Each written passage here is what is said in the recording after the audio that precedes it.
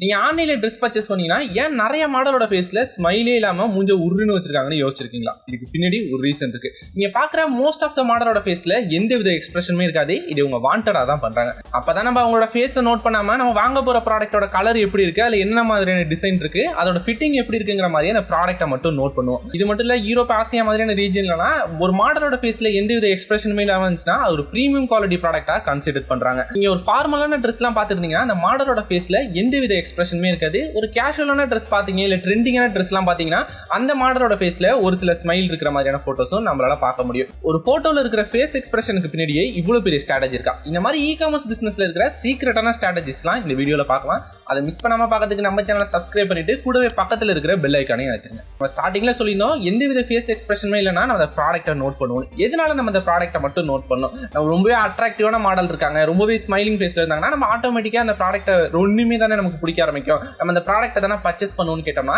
இதுல ஒரு டிராபேக் இருக்கு. இந்த மாடலோட ஃபேஸை மட்டும் பார்த்துட்டு அவங்களுக்கு அது ஃபிட்டா இருக்கு, கரெக்டா இருக்குன்னு அந்த ப்ராடக்ட்டை வாங்கிட்டோம்னா அப்ப அந்த ப்ராடக்ட்டை ரிசீவ் பண்ணோனே நமக்கு ஒரு நெகட்டிவ் இம்ப்ரெஷன் தான் கிரியேட் ஆகும். அந்த ப்ராடக்ட்டை நம்ம ரிட்டர்ன் பண்றதுக்கு நிறைய சான்சஸ் இருக்கு. இது எல்லாத்தையும் அவாய்ட் பண்றதுக்காக தான் உங்களை வாண்டடா அந்த ப்ராடக்ட்டை மட்டும் நோட் பண்ண வைக்கிறாங்க. இதுதான் இதுக்கு பின்னாடி இருக்கிற ஸ்ட்ராட்டஜி. இது மட்டும் இல்ல, நீங்க மோஸ்ட் ஆஃப் த இ-காமர்ஸ் பிளாட்ஃபார்மை நோட் பண்ணி பாத்தீங்கன்னா ஒரு ப்ராடக்ட்டுக்கு பேக்ரவுண்ட் வந்து ஒயிட் கலராவோ இருக்கும், இல்லைன்னா ரொம்பவே சட்டிலான கலரா இருக்கும். இது எல்லாமே இந்த ப்ராடக்ட்டை மட்டும் நீங்க நோட் பண்ண வைக்கிறதுக்காக பண்ற ஸ்ட்ராட்டஜிஸ் தான். நெக்ஸ்ட், ஒரு ப்ராடக்ட்டோட பிரைஸை ₹1 கம்மி பண்ணா நம்ம நிறைய பேர் அதை வாங்குறதுக்கான சான்ஸ் அதிகமா இருக்குன்னு சொன்னா உங்களால நம்ப முடியுதா? இது காலங்காலமா நம்ம நிறைய பேர் ஃபாலோ பண்ணிட்டு வர, இல்லைன்னா அதை பார்த்து அட்ராக்ட் ஆகிற ஒரு ஸ்ட்ராட்டஜிஸ் தான். எக்ஸாம்பிள், ஒரு ₹100 ஒரு ப்ராடக்ட் இருக்குன்னா அது ₹100 செல் பண்ணாம அதுக்கு பதிலாக ₹99 செல் பண்ணுவாங்க. இதே மாதிரி தான் ₹500 இருக்கிற ப்ராடக்ட்டை ₹499 செல் பண்ணுவாங்க. ₹1000 இருக்கிற ப்ராடக்ட்டை $999 மாதிரியும் செல் பண்ணிட்டு இருப்பாங்க.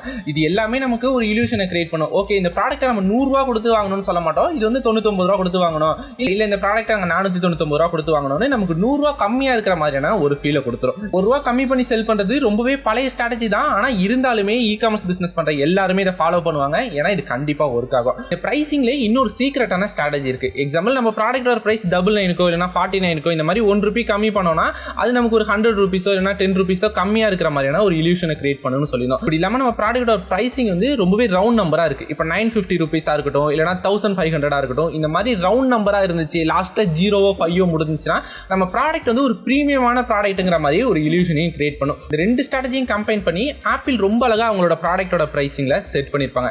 எக்ஸாம்பிள், நம்ம ஐபோன் 17 பிரைஸ் வந்து ஒரு 83,000 இருக்குன்னு வச்சுக்கலாம். நீங்க அந்த வெப்சைட்ல போய் ஆஃபர்லாம் இல்லாம அவங்களோட ஒரிஜினல் பிரைசிங் பாத்தீங்கன்னா டைரக்டா 83,000 போட்டிருக்க மாட்டாங்க, அதுக்கு பதிலா 82,900 அப்படிங்கிற மாதிரி கொடுத்துருப்பாங்க. நமக்கு வந்து இந்த ₹100 கம்மி பண்ணி ஒரு 82,000 தாங்கிற மாதிரி இல்யூஷனையும் கிரியேட் பண்ணிட்டாங்க. அதே நேரத்தில் ஒரு ரவுண்ட் நம்பரா யூஸ் பண்ணி அவங்க ப்ராடக்ட் ஒரு பிரீமியமான ப்ராடக்ட்ங்கிற மாதிரி இல்யூஷனையும் நமக்கு கிரியேட் பண்ணிட்டாங்க. Next, free shipping. எந்த ஒரு பிராண்டுமே அவங்களுக்கு ஃப்ரீயா ஷிப்பிங் ப்ரொவைட் பண்ற அளவு நல்லவங்கலாம் கிடையாது. ஜஸ்ட் ஒரு ப்ராடக்ட்டோட காஸ்ட் வந்து ஒரு 400 இருக்குன்னா அதுல ஷிப்பிங்க்கு எவ்வளவு சார்ஜ் ஆகுமோ அதையும் ஆட் பண்ணி தான் உங்கள்கிட்ட செல் பண்ணுவாங்க. இப்படி இல்லாம அவங்க பிராண்ட் வந்து ஒரிஜினல் ப்ராடக்ட் பிரைஸையும் போட்டிருக்காங்க, அதோட பிளஸ் நமக்கு ஷிப்பிங் சார்ஜஸும் போட்டிருக்காங்கன்னு வச்சுக்கலாம். நிறைய கஸ்டமர்ஸ் ஷிப்பிங்க்கு காசு கொடுக்கறதுக்கு ரெடியா இருக்க மாட்டாங்க. ஒரு ப்ராடக்ட்டை ₹500 1000 கொடுத்து நான் வாங்குவேன், ஆனால் ஷிப்பிங்காக நான் ஒரு ₹50 கூட ஸ்பெண்ட் பண்ண மாட்டேன் அப்படிங்கிற மாதிரியான மைண்ட் செட்டில் தான் இருப்பாங்க.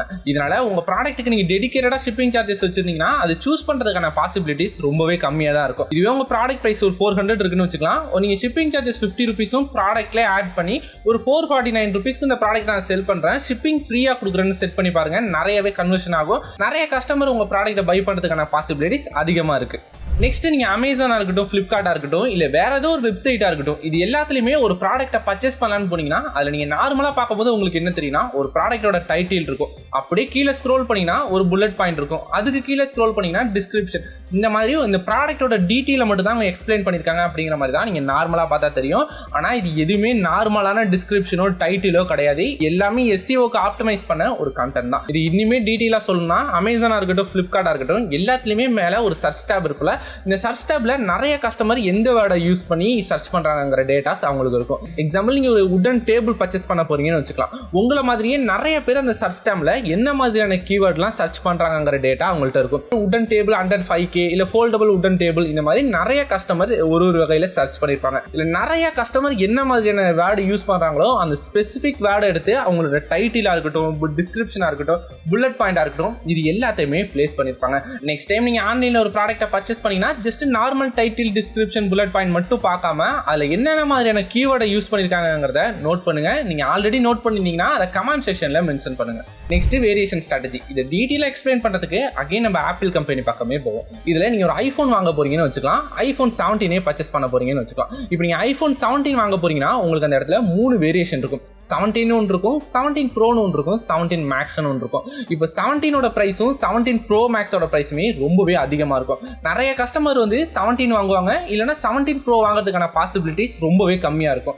ஏன் எல்லா ஃபியூச்சருமே இதுலேயே கிடைக்குது, எதுக்காக நம்ம இவ்வளோ ஸ்பெண்ட் பண்ணணும்? எக்ஸாம்பிள் நம்ம ஒரு 1 lakh எதுக்கு எக்ஸ்ட்ரா ஸ்பெண்ட் பண்ணணும்னு நினைச்சிட்டு அந்த ஹையர் வேரியன்ட் வாங்கவே மாட்டாங்க. இந்த ஹையர் வேரியன்டோட பிரைஸிங்க கம்மியாக காட்டுறதுக்காகவும் இதில் அதிகமான வேல்யூ இருக்குன்னு காட்டுறதுக்காகவும் அவங்க மிட்ல ஒரு வேரியன்ட் வச்சிருப்பாங்க, அதான் 17 ப்ரோ. இப்போ நிறைய கஸ்டமர் 17 ப்ரோ வாங்குறதுக்காக இதோட ஒரு 20,000 நம்ம எக்ஸ்ட்ரா கொடுத்தோம்னா ப்ரோ மேக்ஸே வாங்கிடலான்னு அதோட ஹையர் அண்ட் வேரியன்ட்டை வாங்குறதுக்கு தான் நிறைய சான்சஸ் இருக்கு. இந்த மாதிரி நிறைய பிராண்ட்ஸ் அவங்களோட ஹையர் அண்ட் வேரியன்ட்டை செல் பண்ணுறதுக்காக மிடில் வேரியன்ட் ஒன்று வச்சிருப்பாங்க. இது காராக இருக்கட்டும், இல்லை ஐஃபோனாக இருக்கட்டும். எக்ஸாம்பிள் நம்ம தியேட்டரில் வாங்குற ஒரு பாப்கார்னில் கூட இந்த ஸ்ட்ராட்டஜியை நம்மளால பார்க்க முடியும். நெக்ஸ்ட் நம்ம பார்க்க போகிறது என்னன்னா கேஷ் ஆன் டெலிவரி ஸ்ட்ராட்டஜி. ஒரு கஸ்டமர் வந்து ஒரு ப்ராடக்ட்டை ஆன்லைனில் பர்ச்சேஸ் பண்ணுறாருன்னு வைக்கலாம். அவர் பர்ச்சேஸ் பண்ணும்போது அவருக்கு கேஷ் ஆன் டெலிவரி ஆப்ஷன் காட்டுது. ஓகே, இந்த ப்ராடக்ட் ரொம்பவே நல்லா இருக்கு, நம்ம இன்னொரு ப்ராடக்ட் ஆட் பண்ணானே அதே வெப்சைட்டில் போய் அதே ப்ராடக்ட்டை சேம் அட்ரஸ்க்கு போட்டு கொடுக்குறாரு. அப்போ வந்து அவருக்கு கேஷ் ஆன் டெலிவரி காட்ட மாட்டுது.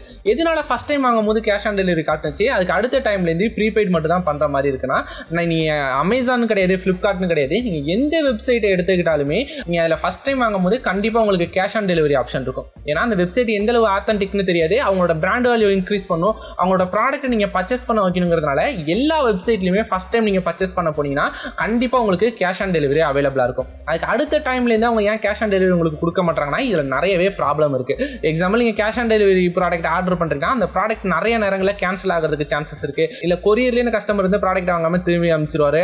அந்த கேஷை வந்து டெலிவரி பர்சன் கலெக்ட் பண்ணி நம்மளோட அக்கௌண்ட் ட்ரான்ஸ்ஃபர் பண்ணுறதுக்கு ஒரு ட்ரான்ஸ்ஃபர் சார்ஜஸ் இருக்கும். இது எல்லாத்தையுமே அவாய்ட் பண்ணுறதுக்கு தான் எல்லா இ-காமர்ஸ் பிராண்டுமே கேஷ் ஆன் டெலிவரி கம்பேர் பண்ணும்போது ப்ரீபெய்டை தான் ப்ரிஃபர் பண்ணுவாங்க. உங்களை ஃபர்ஸ்ட் டைம் ஒரு ட்ரஸ்ட் கிரியேட் பண்ணணும், அவங்க வந்து ஸ்கேம் பண்ணல, ஒரு ஆத்தென்டிக்கான வெப்சைட்னு நம்ப வைக்கிறதுக்காக தான் உங்களுக்கு வந்து கேஷ் ஆன் டெலிவரி ஆப்ஷனே அவைலபிளாக இருக்குது. இந்த மாதிரி இ-காமர்ஸ் பிஸ்னஸ் பண்ணுற ஸ்ட்ராட்டஜிலாம் ரிவீல் பண்ணுறது உங்களுக்கு ரொம்பவே இன்ட்ரெஸ்டிங்காக இருக்குது, உங்களுக்கு இது யூஸ் ஆகும்னு ஃபீல் பண்ணிங்கன்னா கமெண்ட் செக்ஷனில் மென்ஷன் பண்ணுங்கள். இதுக்கான பார்ட் 2வும் கண்டிப்பாக நம்ம பண்ணுவோம். இல்லை இதில் இதெல்லாம் எனக்கு எந்த நாலேஜுமே கிடைக்கல, ஜஸ்ட் என்டர்டெயின்மெண்ட் தான் பண்ணுதுன்னு நினச்சிங்கன்னா அதையுமே கமெண்ட் செக்ஷனில் மென்ஷன் பண்ணுங்கள். இதை அப்படியே கட் பண்ணிவிட்டு நம்ம வேறு ஏதாவது வேல்யூபிளான கண்டென்ட் மேக் பண்ணுவோம். இந்த மாதிரி நிறைய இன்ட்ரெஸ்டிங்கான இன்ஃபர்மேஷன்லாம் தெரிஞ்சுக்கிறதுக்கு நம்ம சேனலை சப்ஸ்கிரைப் பண்ணிவிட்டு கூடவே பக்கத்தில் இருக்கிற பெல் ஐகானை அழுத்திடுங்க.